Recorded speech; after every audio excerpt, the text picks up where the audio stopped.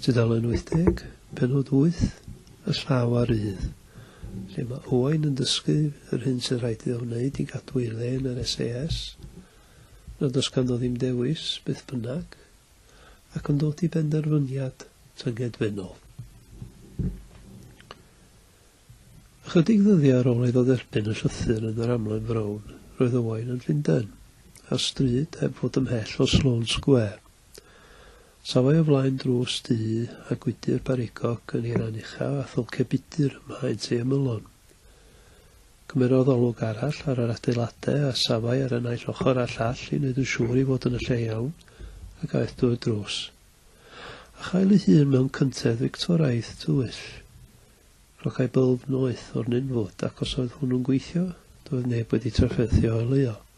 Ar chydig olau ag yr heiddau banheli brownddyd I gael yn y waliau wedi hidlo drwy ffenestr do siap I eglwys nad oedd neb o'r olwg a ni erioed wedi glanhau.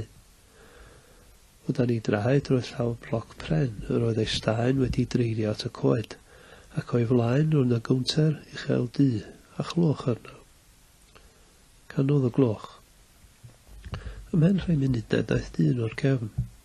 Dyn hun a llygyd treithgar mesur a phwyso, a siwt lac porthor a fethau a chuddio caledwch I gorff.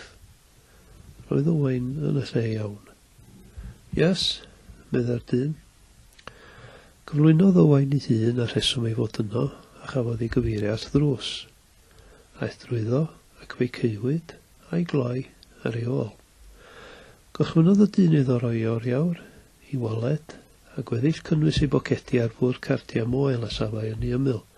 Yna, aeth y tu ôl I Owain a gorchymyn iddo godi frichiau.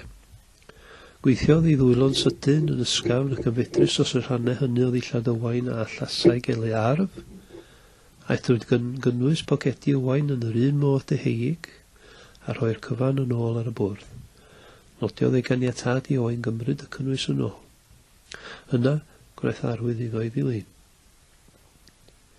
Aeth y ddau fyny set o'r eisiau, ar hyd coridor golau a ffenestri gwydyr barigog ar hyd ei ochr chwith. Ffenestri tre, meddyliodd Owain, wrth sylwi ar ffurf aneglur y waliau huddiglyd y tu ôl iddyn nhw. Cyrraeddon nhw ddrws, ac wedi curoch a lateb eithon nhw I mewn I ystafell lydan uchel. Roedd ffenestr fawr ar un ochr ar stryd y tu allan iddi. Ar yr ochr arall iddi roedd na ddesg, cabinetau a silffoedd o lyfrau a ffeiliau, yn sydd o'i flaen ar draws y carped trwchus, glas golau, roedd lle tân, marmor, gwag. Ac o flaen hwnnw, yn wynebu gilydd ar draws ryg, bersiaidd a bwrdd coffi o fetal gloiw a gwydr du, roedd dwy soffa Chesterfield velour gwyn. Gododd dyn o un o Chesterfields. Trooper Lloyd, meddai'n uchel gyda Gwen. How are you? Cyn swyddog, meddyliodd Owain. Capten, mae'n athebig.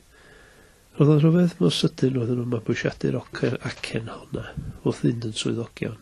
Waith beb o'i cefndir. Atebodd a chyflwyno un. Paul Longshaw, meddai'r llall, ac yswyd llaw Owain. Gochmynodd I Owain eistedd ac I Wilson, y porthor, ffonio am goffi. Aeth Wilson draw at y ddesg, godi ffôn a'i dealu. Fe atebwyd y porthor yn syth, a roddodd ei neges mewn llais llyfn difrys. Yna, aeth I sefyll wrth y drws. Roedd Longshaw yn y cyfamser, wedi mynd yn ei flaen. Ys pa bryd fu Owain yn y gatrawd? Ie, roedd eisiau hefyd, difyr iawn. Sgwrs I sefydlu statws oedd hon. Mi fydde rhywun fel Longshaw eisiau yn gwybod pob beth o bwys am Owain. Daeth y coffi. Tolldodd Longshaw baned iddo'i hun ac I Owain ac aeth yn ei flaen. Oedd o mor glen nes I Owain hanner disgwyl iddo ddeud iddo gerdded rhyw to mewn I dafar rhywle yng Ngogledd Cymru lle roedd pawb yn siarad ac ati. Ond oedd Longshaw'n gwybod mai o fo oedd y bos. Dywedodd I fod wedi cael ar ddeall fod sefyllfa Owain ar hyn o bryd yn un ychydig yn darferthus. Gwyliodd Owain o'n ofalus. Roedd hefyd yn deall waith beth oedd y trafferthion fod y tîm yn Ulster yn awyddus i'w gadw ar ei llyfrau fel petai. Y tîm, holodd Owain yn ddiniwed? I dîm yn y catrawd? gwgodd Longshaw yn ddi amynedd. Roedd Owain yn gwybod yn iawn am y tîm, y rhwydwaith o swyddogion a gwasanaethau cudd ac intelligence a reolau wybodaeth y lluoedd Prydeinig yn Ngogledd Iwerddon. Roedd yr olwg ac ymylodd wyneb Longshaw i gwneud yn amlwg mai at nhŵr oedd yn gyfeirio, ond roedd hefyd yn arwydd pellach o statws Owain. Daeth Longshaw at ei bwynt. Roedd am gynnig cyfnod sabothol i Owain. Un o'r cyfnodau hynny pan fyddai aelodau'r gatrawd yn gwneud gwaith nad oedd yn uniongyrchol gysylltiedig â gwaith y lluoedd arfog, ond oedd yn ddefnyddiol, ac y byddai modd gwadu bod yn elof o unrhyw beth ag unigolyn neu gyrff o bwys. Cyfnod felly meddyliad Owain oedd ei gyfnod yn Rhodesia. Ymlaciodd rhywfaint. Oedd gan grŵp Longshaw ddiddordeb yn Owain oherwydd ei fod drwy waith yng Ngogledd Iwerddon yn gyfarwydd â'i byd, y byd i'r gel, a dillai gweithredu'r byd hwnnw. Oedd Owain hefyd yn dod o Gymru ac yn siŵr o fod yn gyfarwydd â'r dirwedd yno fel petai. Y dirwedd? Oedd na lawer yn yr SAS oedd yn gyfarwydd â thirwedd Cymru. Roedd Longshaw yn cyfeirio yn benodol at y dirwedd wleidyddol a ffordd o feddwl bobl. Roedd Owain yn siarad yr iaith yn doedd. Nodiodd Owain. Oedd yr ystafell am ddangosau mor eang gynt fel petai'n graddol gau amdano. Aeth Longshaw yn ei flaen yn llyfn i'r restr manteision o dderbyn gwaith. Mi fyddai'n cael cyfnod o'r fath yn cadw Owain o'r golwg nes bod popeth ynglŷn â'i sefyllfa wedi tawelu. Mi fyddai hynny yn y pen draw, wrth gwrs, yn golygu y cae aros yn y gatrawd. Ac meddai Longshaw gan wyni, mi fyddai'n fodd iddo wneud swm bach teithio bres. Styriodd Owain am rai eiliadau.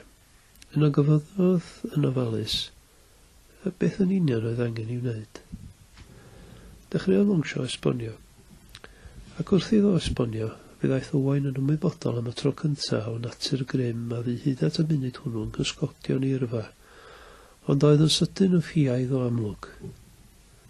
Roedd cynnig Longshaw fel wadyn diwraglaeth, y stwff a ddefnyddio Owain i roi sglein ar ei fyclau a'i fotymau pres, peth meddwl a buddiol ar yr olwg gyntaf, ond oedd wrth ei drin yn amlygu bachau bach milinig a gogledd fel piso ci. Beth os oedd Owain yn gwrthod y cynnig? Roedd Longshaw yn siŵr fod Owain yn ddigon ymwybodol o sefyllfa Gogledd Iwerddon i wybod beth allai ddigwydd i rywun nad oedd wedi gadw o'r golwg fel petai. Roedd Owain yn fwy nag ymwybodol. Teimlai lydded yn cynyddu'n ei ddynwes fel balwn blwm, a phresenoldeb Wilson ar pistol trwm a gariau hwnnw dan ei gesail yn tyfu nes troi'n llethol, ac anarl y porthor gweitha'r tirllath o ofod rhwng y soffa'r man lle safai hwnnw wrth y drws, yn anghynnes o boeth ar ei wegil. Sgwdodd ei hyn, nid yma oedd o lle na'r amser i ildio i adwaith braw. Bwysodd Longshaw ei ôl ystod ei freichiau'r hyd topiau Smoothie Chesterfield. Why fight it, medda? Why not just go with the flow? Canodd cloch yn nghefn, meddwl Owain. Nid y gloch rybydd oedd wedi bod yn dyrnu hun yn ddim rhwng ei ddwy arlais ers iddo ddod i'r parlwr precop yma, ond hen gloch yn canu'n dawel yn un o gilwachau pell ei go, ynglyn â gwyn, a'i styfnigrwydd, a'i wrthryfel yn erbyn diwylliant ysgol dre. A nythod gwynoliaid yn chwilfryw ar lawr y quad. Roedd Longshaw i wylio yn disgwyl ateb, a daeth Owain i benderfyniad. Roedd pob llwybr yn y pen draw yn arwain i'r un lle, a doedd dim modd troi nôl ar yr un ohonyn nhw, ond roedd modd gwneud iawn.